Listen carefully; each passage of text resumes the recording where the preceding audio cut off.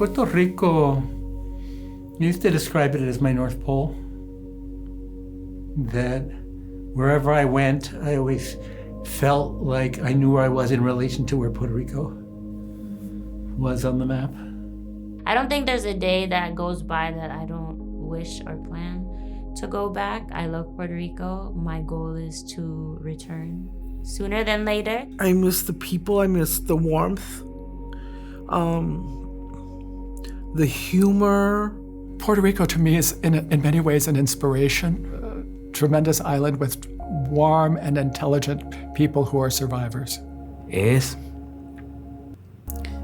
la familia, tus alegrías, tus penas, tus tristezas, tus momentos, tus primeros enamoramientos, tus decepciones amorosas. How I speak, the food I like, my humor, my music, that's all kind of like rooted in the fact that I grew up with that. You know, you can remove the child off the island, but you can never remove the island from the child, right? American citizenship was imposed.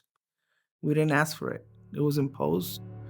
And so that's why we have the American citizenship. No es necesariamente una situación privilegiada que vivir en un sitio donde el presidente tiene injerencia sobre ese territorio, pero la gente que vive ahí no pueden votar por él.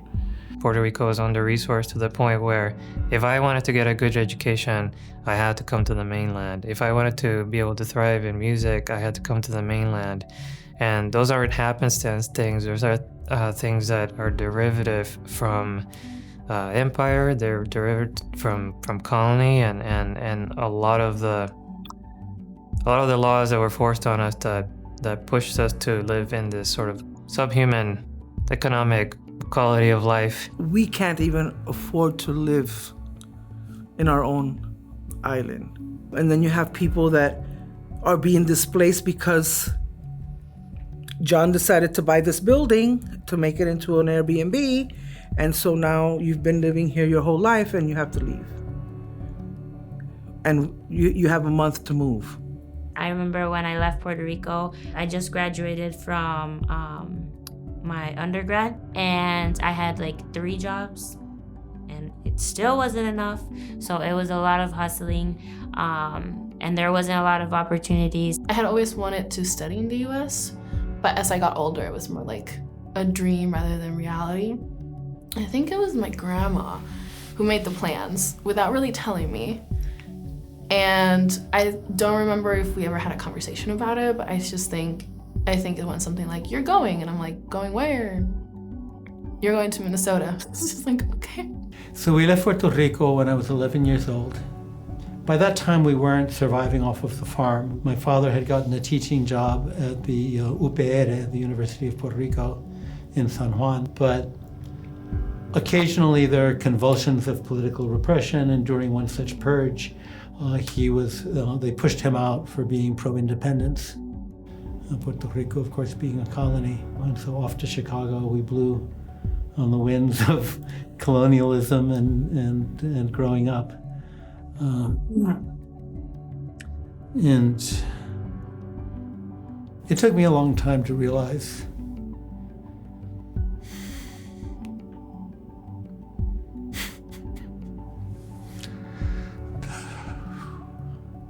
that we weren't going back.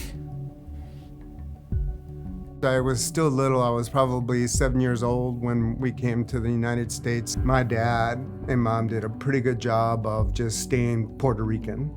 And so when I'd go home, I'd be Puerto Rican. And then when I go to school, I'd be Ray, right?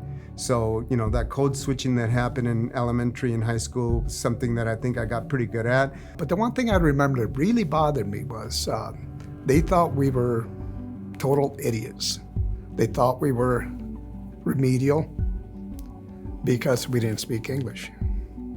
Although we could run circles around them in math, science, and anything else. But that was my first impression of school. You're an idiot. So that was tough. Just because you don't know English doesn't mean you're an idiot. There were strange things going on that were often kept from me. For example, my mother had a Puerto Rican friend whose name was Felipe, and he had a girlfriend who was not Puerto Rican, and he would be arrested in the middle of the night by the sheriff's department and taken to the Dade County Jail for being with a white woman. And that was the law of Miami-Dade County. It was very much like South Africa. My father would then go get him out of jail the next day. I was totally oblivious to what was going on. They would hide these things from me, and I learned all of this when I was in my 50s. Alguien una vez me preguntó, ¿de dónde tú eres? Y yo le contesté a este estudiante que tú eres de donde están enterrados tus antepasados. Si tus antepasados están enterrados en Puerto Rico, tú eres puertorriqueño. Today we did a workshop together in which we explore sounds, words, images from Puerto Rico and the resonance that they have for us, especially people that live in the diaspora and people that have moved out of the island for different reasons. And it was quite moving. I knew it could get kind of emotional and very personal, and it got there very quickly. But I feel really lucky and grateful for the participants, for their vulnerability and openness to share and play. My mother remembered all the music she ever learned. She was really into music. And so she would sing all these beautiful songs that she learned in Puerto Rico and in Cuba, primarily, I think, from the women who took care of her, the people from the countryside. I mean, I know every bolero in the whole world, because that's all my dad listened to, is that damn bolero. You know, it's like we'd have a party at Paranda, and that's what they'd listen to, and they would be up all night talking about, you know, the island, talking about the music, talking about the things, and that's kind of where you learn, because you're sitting there listening to these stories. So I grew up in St. Paul, Minnesota, and what was really important to me was bomba. I learned bomba in St. Paul. And it was really important partly because there was a lot of violence and negativity in my community and really in my household. So I didn't feel safe at home. I didn't feel safe. But when I was playing bomba, when I was drumming, when I was dancing, singing, right? You just, you don't even know that you're gaining skills, but you're able to see something else in the world and be in a new space. I think about the musical work and what I would define as community, and what I think about Puerto Rico as utilizing my learnings from those roots that I still have in Puerto Rico of how people are treated when you meet them on the street or you meet them at their door, and applying it to the work of bringing people together to have these shared experiences through a medium that they can enjoy and feel comfortable with, but dealing with difficult subjects that I hope will help them substitute their perception of us as Puerto Ricans or our culture and our food and our art with what is actually really happening and what's actually really beautiful about our culture and our music,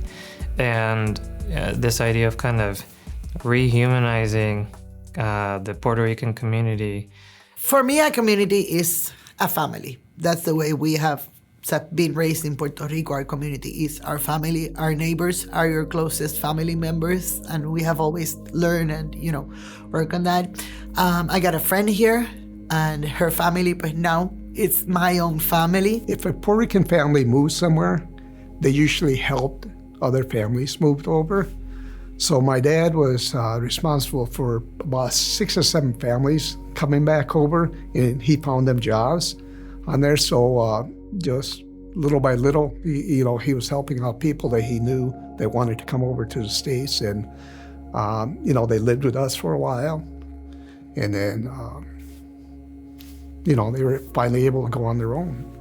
But that's something that a lot of people, Puerto Ricans, do that a lot. Actually, what brought us all over here was my uncle. He fell in love with someone from Minnesota. So then they got married, I don't know how over 30 years ago. So then they established themselves here in Minnesota. And then that's kind of how we all started coming.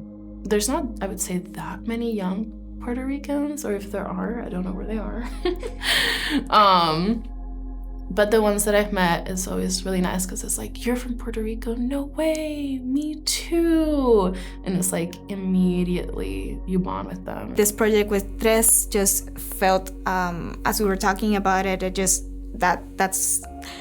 not like I'm writing something and then we have a community engagement component. It is born out of that community, and that's what makes it special. For me now, Puerto Rico means a mixture of so much culture and so much power. I was gonna say resilience, and I feel like sometimes when you think about resilience, you think about pain too.